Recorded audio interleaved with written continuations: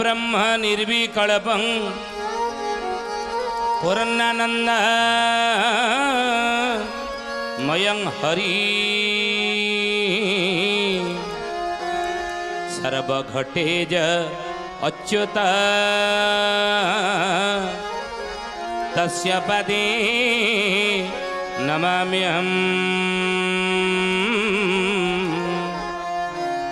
तस्य पदे नमाम्यहम् पद्मवन राजहंसा हि नमो अच्युत ब्रह्मा चरणी शरण मागई आओ न मागे आना पद्मवन राजहंसा हि नमो अच्युत ब्रह्मा चरणे शरण मागई आओ न मागे आना निर्मलवासी हे मनमथ प्रभु शून्य पुरुष अणिल गणना करी कली काल भविष्य पद्मवन राजहंस हे नाम अच्युत ब्रह्मा चरणे शरण मागई आउ न मागे आना बोली महापुरुष अच्युतानंद जी की जय। सुधीयानी ज्ञानी गुणी मंडली आजिर मालिका वचनर कार्यक्रम को आपण मानक स्वागत जनाऊँ अनंत कोटि प्रणाम सहित सुधीयानी आम गत अध्याय आलोचना करूली जी 5टी जगह जुआ खेल नारी निशा कारबार जीव हत्या सुवर्ण धन या प्रति कलिजुगे लोक मानकर बहुत आसक्ति आज बढ़ी विशेषकर धन ये धन प्रति जोर बढ़ी साधारण लोक मानकर कथा तो छाड़ी दियंतु साधु सत्य वैष्णव महंत एमानकर परा ता प्रति बेसी लोभ बर्तमान महापुरुष लिखिं से बोले घोर कली काल न रहिब ज्ञानी हेबे बाट बणा प्रकृति संगरे विरति करिबे ज्ञान कहिया कळना ज्ञान कहिया कळना हे सुजने ज्ञान कहिया कळना ज्ञान कहिया कळना हे सुजने ज्ञान कहिया कळना घोर कली काल थय न रहिब ज्ञानी हेबे बाट बणा आज होती ज्ञानी माने विवेकी माने साधु माने संत माने साधारण लोक कथा छाड़ी दियंतु ये माने आज तो बेसी बाट बणा ना महापुरुष अच्युतानंद 600 वर्ष तले मालिका शास्त्र लिखिते एभली महात्मा एभली संत एभली सद्गुरुंकर संसार आविर्भाव हेब जहाँठारे ये सब लक्षण नथिबो ये सब सामान्य टंका प्रति सामान्य अलंकार प्रति सामान्य धन प्रति जहाँ लोभ नथिबो किंतु जगतर कल्याण सृष्टिर मंगल जगतर हित पई धर्मर रक्षा पई नीतिर रक्षा पई सत्यर प्रतिष्ठा पई तांको जीवन को से उत्सर्गीकृत करिथिबे कलिजुगर एभली संतंकर मध्य आविर्भाव हब बोली 600 वर्ष तले अच्युत लिखिले अच्युतानंद महापुरुष निर्घंटारे लिखिले 600 वर्ष तले कागज कलम नथिला तालपत्र लेखनी आसीबे संसार को जने से संत महात्मा सद्गुरु रूपरे कि सद्गुरु बा संत महात्मा आविर्भाव कलिजुगर हेब अवतारी सत्ता भाव ईश्वर अंश नहीं लीला मान हेब कीर्ति रही जीव अनुकूल नाम धरी देश विदेशरो भक्त आसीबे सतसंग आश्रा करी सतसंग आश्रा करी हे सुजने सतसंग आश्रा करी सतसंग आश्रा करी हे सुजने सतसंग आश्रा करी ज्ञानी गुणी मंडली लीला मान हेब कीर्ति रही अनुकूल नाम धरी देश विदेशरू भक्त आसीबे सतसंग आश्रा कर ठाकुरे अनुकूल चंद्र ଅନୁକୂଳ ଚନ୍ଦ୍ରଙ୍କ ବିଷୟରେ ମଧ୍ୟ ଅଚ୍ୟୁତାନନ୍ଦ ମାଳିକାରେ ଲେଖିଛନ୍ତି।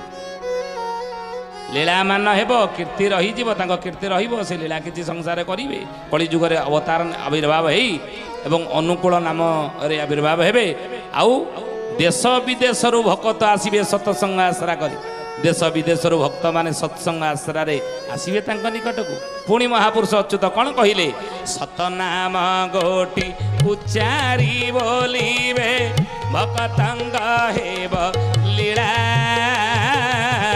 ଶୂନ୍ୟ ମାର୍ଗେ ରହି ଅଚ୍ୟୁତ ଦେଖିବ, ଯୁଗ ପୁରୁଷଙ୍କ ଖେଳା, ଯୁଗ ପୁରୁଷଙ୍କ ଖେଳା ହେ ସୁଜନେ, ଯୁଗ ପୁରୁଷଙ୍କ ଖେଳା, ଯୁଗ ପୁରୁଷଙ୍କ ଖେଳା ହେ ସୁଜନେ, ଯୁଗ ପୁରୁଷଙ୍କ ଖେଳା। ମହାପୁରୁଷ କହିଲେ ଯେ ସତ ନାମ ଗୋଟି ଉଚ୍ଚାରି ବୋଲିବେ, ଭକ୍ତଙ୍କ ହେବ ଲୀଳା, ଶୂନ୍ୟ ମାର୍ଗେ ରହି ଅଚ୍ୟୁତ ଦେଖିବ, ଯୁଗ ପୁରୁଷଙ୍କ ଖେଳା। ସତ ନାମ ଗୋଟି ଉଚ୍ଚାରି ବୋଲିବେ, ଭକ୍ତମାନଙ୍କ ସବୁ ଲୀଳା ଖେଳା ଭକ୍ତଙ୍କ ସହିତ କରିବେ ଏବଂ ପ୍ରଭୁଙ୍କର ଜୟ ହେବ। ସୁଧେୟାନି ଏଭଳି ସନ୍ଥଙ୍କର କଥା ମଧ୍ୟ ମହାତ୍ମାଙ୍କର ସଦ୍ଗୁରୁଙ୍କର କଥା ଅଚ୍ୟୁତାନନ୍ଦ ମାଳିକା ଲେଖିଛନ୍ତି। ଆଉ ଅଧ୍ୟାୟରେ ଆମେ ଆଲୋଚନା କରୁଥିଲେ କେବଳ ଯେ ସବୁ ଖରାପ ଥିବେ ତାହା ନୁହଁ, ସବୁ ଅନ୍ୟାୟ ଅନୀତିରେ ମାତିଥିବେ ସନ୍ଥ ସାଧୁ ତାହା ନୁହଁ, ସାଧୁର ପୋଷାକ ପିନ୍ଧି ଅସାଧୁ କର୍ମ ସମସ୍ତେ ଯେ କରୁଥିବେ ସଂସାରରେ ତାହା ନୁହଁ। ଅନେକ ସଦ୍ଗୁରୁ ରୂପରେ ଐଶୀ ଶକ୍ତିର ଅଧିକାରୀ ହେଇ ଭଗବାନଙ୍କର ଅଂଶ ଗୁଣ ନେଇ ସଂସାରକୁ ଭଲ ରୂପରେ ଗଢ଼ିବା ପାଇଁ, ସମସ୍ତଙ୍କୁ ସତ୍ଶିକ୍ଷା ଦେବା ପାଇଁ, ଅଜ୍ଞାନ ଅନ୍ଧକାର ଦୂରୀଭୂତ କରି ଜ୍ଞାନର ପ୍ରକାଶ ମଣିଷ ସମାଜ ଭିତରେ ଦେବା ପାଇଁ ଅନେକ ସନ୍ଥ ମହାତ୍ମା ମାନଙ୍କର ମଧ୍ୟ ଆବିର୍ଭାବ ହେଇଥିବ। ଏବଂ ଠାକୁର ଅନୁକୂଳ ଚନ୍ଦ୍ରଙ୍କର କଥା ମଧ୍ୟ ଲେଖିଛନ୍ତି, ଆଲୋଚନା ମଧ୍ୟ କରିଛି। ଲୀଳାମାନ ହେବ, କୀର୍ତ୍ତି ରହିଯିବ, ଅନୁକୂଳ ନାମ ଧରି, ଦେଶ ବିଦେଶରୁ ଭକ୍ତ ଆସିବେ ସତସଙ୍ଗ ଆଶ୍ରା କରି। ସତ ନାମ ଗୋଟି ଉଚ୍ଚାରି ବୋଲିବେ, ଭକ୍ତଙ୍କ ହେବ ଲୀଳା, ଶୂନ୍ୟ ମାର୍ଗେ ରହି ଅଚ୍ୟୁତ ଦେଖିବ, ଯୁଗ ପୁରୁଷଙ୍କ ଖେଳା। ସେଥିଜାନେ ସେ ଯୁଗ ପୁରୁଷ ସ୍ୱୟଂ ଠାକୁର ଅନୁକୂଳ ଚନ୍ଦ୍ର ସଂସାରରେ ଜନ୍ମ ହେବେ ବୋଲି 600 ବର୍ଷ ତଳେ ମହାପୁରୁଷ ଲେଖିଥିଲେ।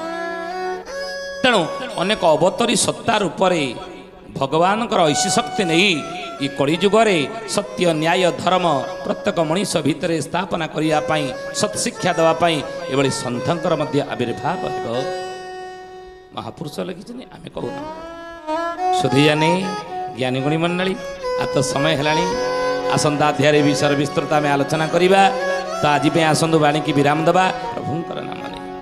ହରି ହରି ଘୋଷା ପାପ ତାପ ନାଶ, ଶରଣ ସରୋଜ ପାଦେ, ଶରଣ ସରୋଜ ପାଦେ, ଏଥୁ ବଳି ଭାବ ଆଉ ନ ମିଳିବ, ନ ମିଳନ୍ତି ହରି ବେଦେ, ନ ମିଳନ୍ତି ହରି ବେଦେ। ହରି ବୋଲ, ହରି ବୋଲ, ହରି ହରି ବୋଲ, हरि बोल, हरि बोल, हरि हरि बोल। केशव माधव गोविंद बोल, केशव माधव गोविंद बोल। राधे हरि बोल, हरि बोल, हरि हरि बोल, हरि बोल, हरि बोल, हरि हरि बोल। सुधीयानी आज विदाय दियंतु। रहुचु हरि ओम शांति ही शांति ही शांति ही, सर्वारिष्ट सुशांति भवतु। प्रार्थना आम आनंदर उत्स।